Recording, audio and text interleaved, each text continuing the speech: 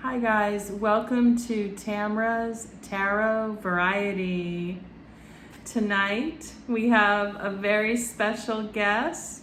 Let's welcome Amelia Earhart. Yay!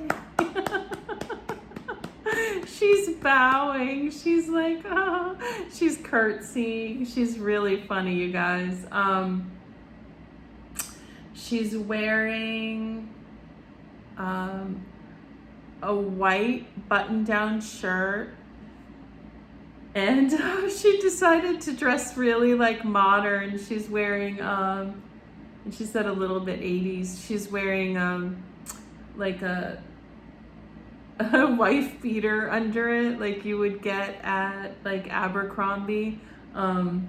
Is that still a store? Where you would get like at the Gap or something. So she's wearing a shirt underneath. She's laughing at me. She's like twirling and doing curtsying. She's very excited. Yeah, she's like a performer. She said no. She's kind of like teasing. And she's wearing a brown leather belt and sort of like fitted jeans, light jeans, red like ballet flats, and her hair is kind of, it's short, but it's she's like kind of making it modern, like spiking it a little bit, and but not like too much. And then she's wearing, did I say she's wearing red lipstick? Yeah, and she's like tan. She looks really good. Yay, Amelia. So, okay, today is August. Today is April 29th, 2021. And I just wanted to make sure we had the date. Sorry, I'm distracted by Amelia. This is awesome, guys. So Amelia originally came through with Joan of Arc. She was kind of like standing behind Joan of Arc and, being she's very classy. She was very patient, very classy. She's laughing. So her and I have been talking all week. She's been in my energy field since the Joan of Arc read, but we've really been talking this week. And I pointed out to her, so her last name is Earhart. It's spelt like Earhart, but it's like Amelia Earhart. And I pointed out that it's like Earhart, like air and then a heart, like I love air, and she was a pilot. I don't know why. I think that's really funny. She's kind of laughing. She thinks it's funny too. But let me get into her bio in case some of you want a refresher, or maybe some of you, I'm sure most of you have studied Amelia Earhart. So her name was Amelia Mary Earhart. She was an American aviator. She was the first female aviator to fly solo across the Atlantic. She wrote best-selling books about flying, and she was instrumental in the formation of the 99s, which is an organization for female pilots. She was born July 24th, 1897, making her a Leo, and she's shaking her head. We talked about that. Total Leo. She was from Atchison, Kansas. Sorry, I'm really tripping up my words tonight. And she disappeared. Oh, this is interesting, guys. July 2nd, which is my birthday, 1937. I wasn't around then. She was age 39. And we talked about her passing, and she was very hesitant to talk about it. So,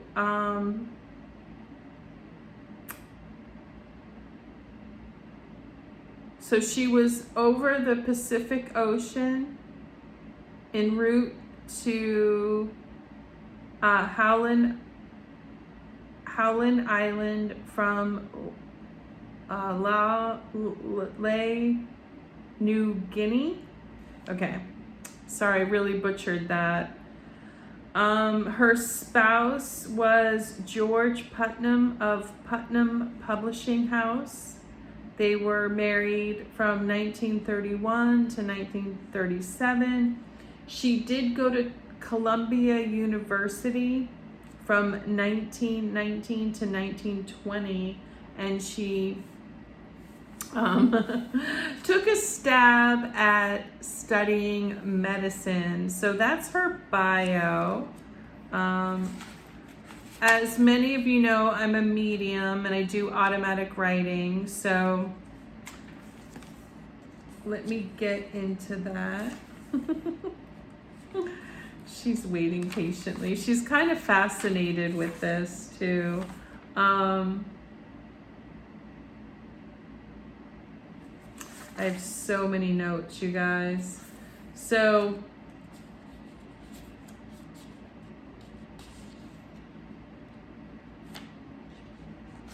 she doesn't really want to talk about the details of her passing.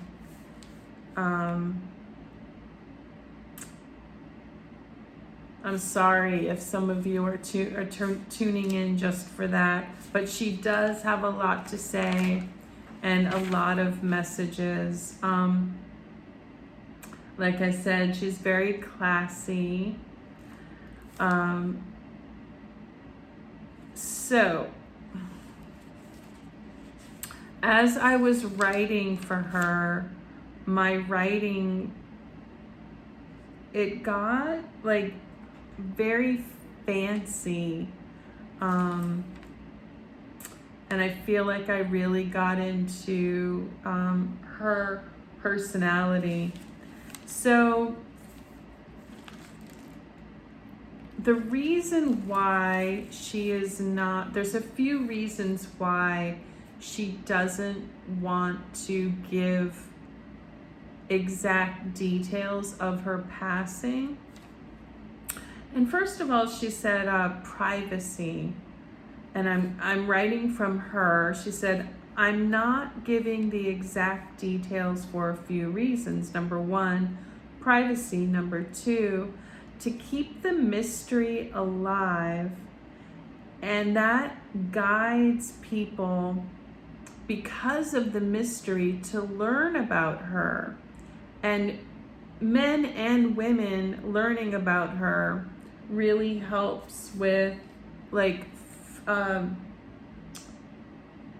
women's lib, and just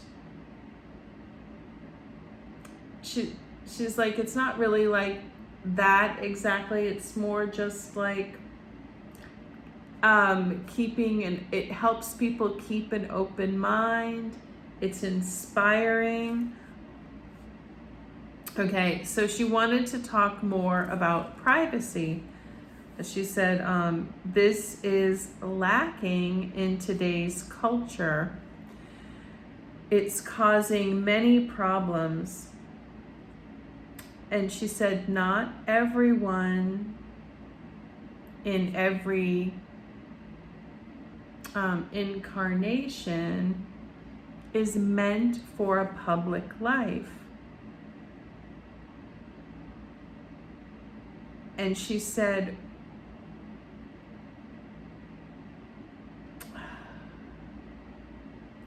when you come into a lifetime,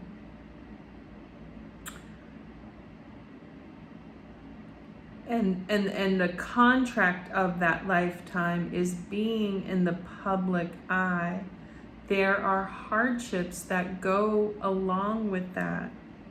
So if everybody's in the public eye, she said, wanting to be known, it diminishes the people who it's their incarnation is to be in the public life. They were meant to be in the public life, in public life. They were it's for a reason. They're going to be famous for a reason, and there are hardships that come with that. So if everybody's chasing the limelight and the spotlight, not only are you detracting from your own purpose, but you are diminishing and making it harder for those people to live their purpose. I hope that makes sense. But really, it's also, yeah, she said it's a waste of time if you're not meant for that and you're chasing the spotlight. And she went on to talk about women. She said, yes, many women are working now in male-dominated fields. But equality, she said, equality will be when masculine and feminine traits are considered equal. Women trying to act did the parentheses, women trying to act masculine is the least feminist thing you can do because you're denouncing feminine traits. I don't know if that makes sense.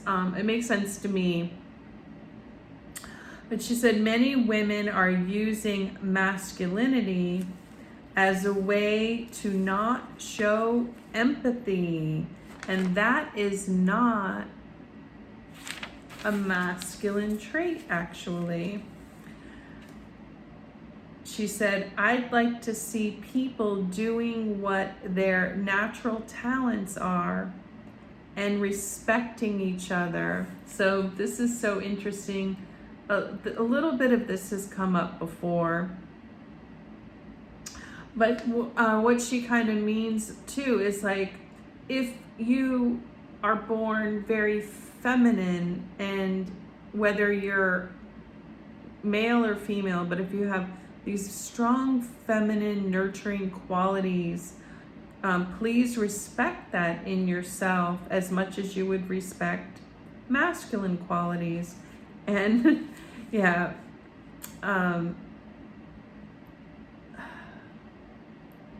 so she also went on to say that we, meaning on the other side, she said, we see women throwing other women under the bus. And she laughed. And she said, your boss might not see it, but we do. So she said, please stop doing that, especially if you are publicly considering yourself to be a feminist. She got really riled up. And she said, yes, I was a tomboy, but really more so a nature lover. She said, I was also sensitive and loving. And then I wrote, sorry about the lack of detail surrounding my death. And I wrote this earlier, so we went on to talk, and I did like a ... And I asked her some questions, so I'll get into those. I asked her if she has reincarnated, and she said no. And I asked her what I think it's called MBTI, Myers-Briggs type she is. And I guessed it a little bit, but she corrected me.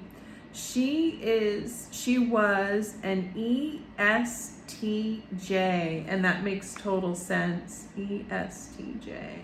I'm an INFJ, so I think that's a type I'm supposed to get along with. I asked her if she's going to reincarnate, and she said yes, but not soon. And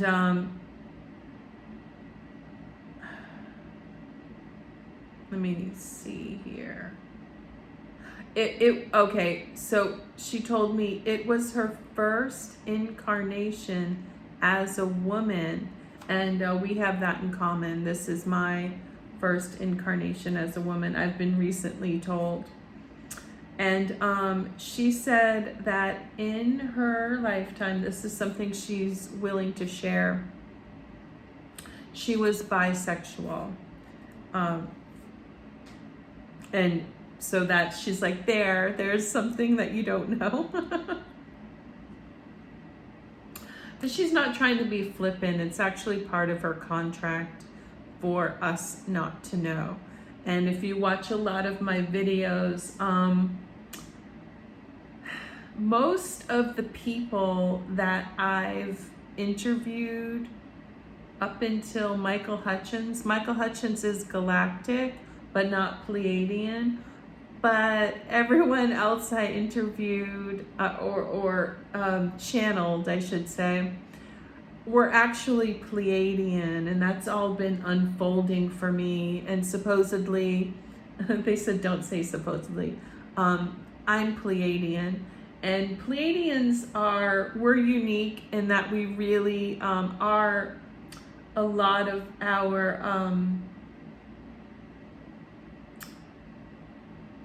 our deal is to spill the beans on everything. A lot of us are indigo, we're truth seekers, a lot of us were religious figures, we're into more so like acting, singing, music, religion, things like that. We're very heart-centered.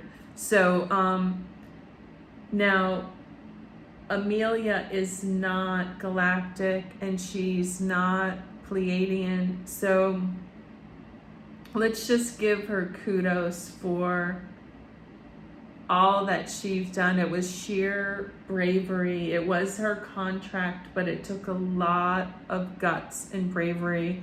And not that I'll try to get more into Pleiadian in other videos. I don't want to go too far down a rabbit hole, but I definitely don't want to give the impression that it's any more special than being human. It's just an influence. And obviously, Pleiadians came here to work with humans, and so that tells you how important humans are to the galaxy. Anyway, I will talk about that at another time. So one thing that was interesting, there are a lot of things that were interesting as we were talking. She was not used to my monkey mind, my ADD. And she gave me a lot of compassion for that. And I, in turn, told her of my admiration for, I guess it would be like an ESTJ. So if you don't know what that is, that's extroversion, sensing, thinking, judging. So I'm an INFJ, so, I'm introverted, intuitive, feeling, and judging. So, ESTJs, yeah, she went to med school.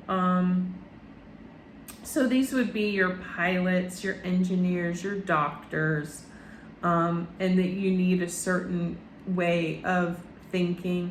And, this isn't set in stone, but that's what gave her the energy, the extroversion, the thinking, so we talked about how she needed that drive. She needed that very intelligent mind, the clear thinking to fly an airplane. And we talked about how I was a flight attendant for 29 years. And we talked a little bit how I struggled with some injuries and some health issues. And she said she did too.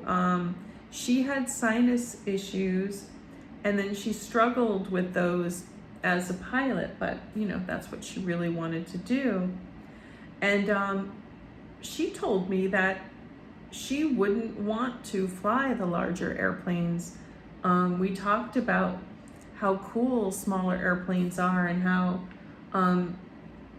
just how you can see everything. And she really liked that. And the feel of a smaller plane, like it really feels like you're flying. And I asked her what color her aura was, and she said orange. And it's so funny, guys. So you can see this, it's like it's a mandarin smelling orange candle behind me, and I just bought that today. And she said she helped me buy it. She helped me pick it out. So that's pretty cool. And we talked about a lot. I didn't write everything down. She moved around a lot as a kid. I did too. We have that in common. I was kind of a tomboy like her, but for the same reasons. I wasn't like really masculine. I'm an INFJ. I'm a softie. I'm heart-centered. I just like nature, just like she did. So we have that in common. And then she had some alcoholism in her family, and I have some addiction in mine, and this is similar energy. And she didn't like that, and I didn't either. And she really, really, really, I'm saying this last, but really, her big important message is that anything that's wasting your time, taking away from your purpose, and I think that's why she's here, because as many of you can see, there's a theme in my readings and my channelings of staying true to your purpose, and she wants to really hit home of not wasting time, that time is our most precious commodity. And we signed up, and we have certain talents to do certain things. And she said, addiction is just the worst. It just takes us, it takes us away from everything that we love. It destroys relationships. And she said, yeah, if you're addicted to anything and you're watching this, please just get help, get off whatever it is as quickly as you can. And she said it's really important to find your purpose. She got set back a bit because of finances, and she really wasn't sure. She tried to become a doctor, and that just wasn't for her. She talked to me a lot about my stuff.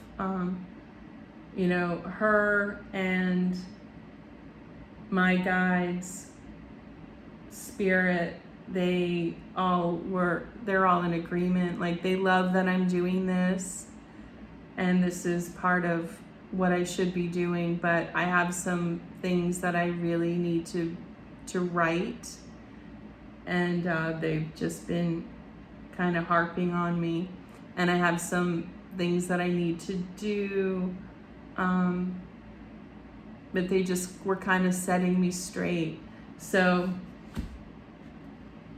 Um, she's really sweet, funny, powerful, just like the kind of person you'd want to hang out with. It's a lot of fun, very classy, not intrusive, and actually, you know, she felt bad because some of the first questions I was asking when I connected with her, well, I was connecting with her on an emotional level, like she was giving me these messages. But when I sat down to really interview her, I was asking about, and so guys, I was just being very casual. I was asking about her passing, and I just assumed, she would spill the tea. But because I've mostly channeled Pleiadians who love to do that,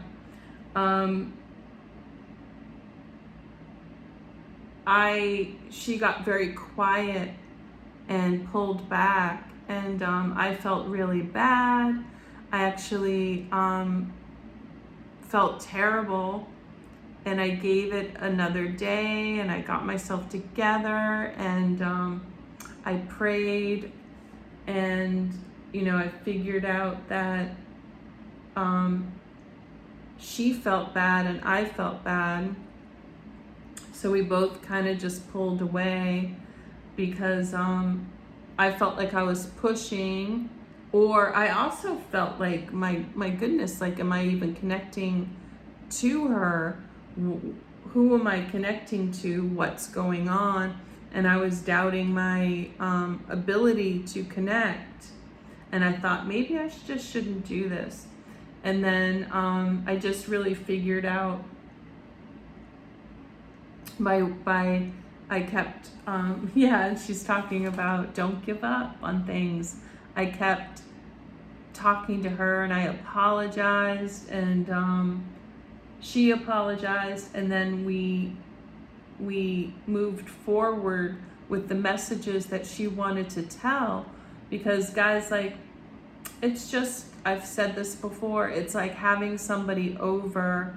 If your friend wants to tell you the details of what's happened to them, they will, but they're, Spirit's not going to tell you everything.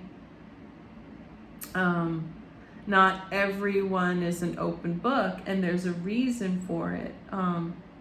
She's very private. She's very private, and I respect that. I'm not like a very private person, but she said, yeah, you are with some things, and that's true. That is true. But I really, really respect that a lot. And I think that's it for Amelia. And for some reason, guys,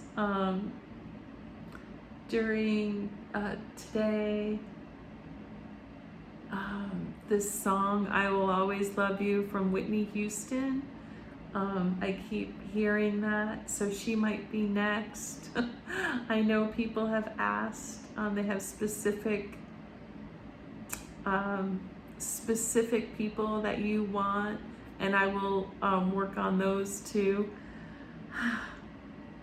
And I'll try to get things out quicker, but guys, it takes some time. I want to, make sure that I'm respecting the spirits that are coming through.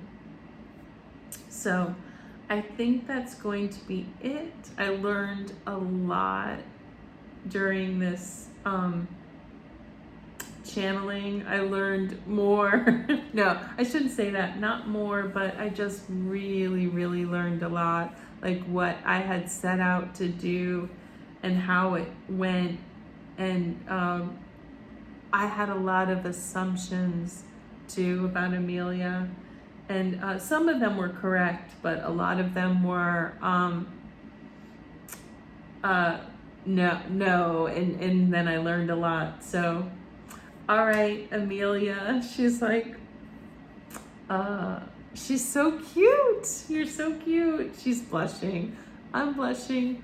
I just like being in her energy. She's very smart. Very, and she's just like, stop. All right. And can we just also say how natural she is? Yeah. I like that.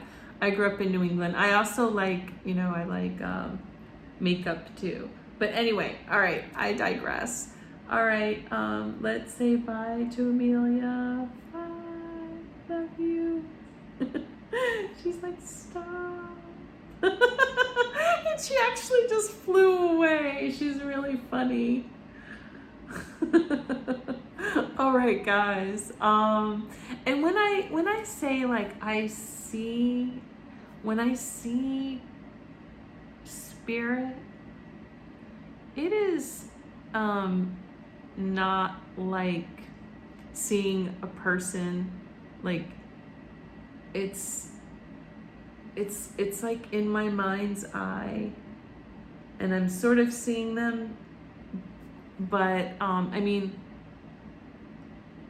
I have had spirit visit me when I was younger, and that was more like seeing a person. But now it's like in my mind's eye, sort of. It's like a hybrid, but it's not like it's hard to explain. And anyway, guys, that is it for Amelia Earhart. All right, I will talk to you guys soon. All right.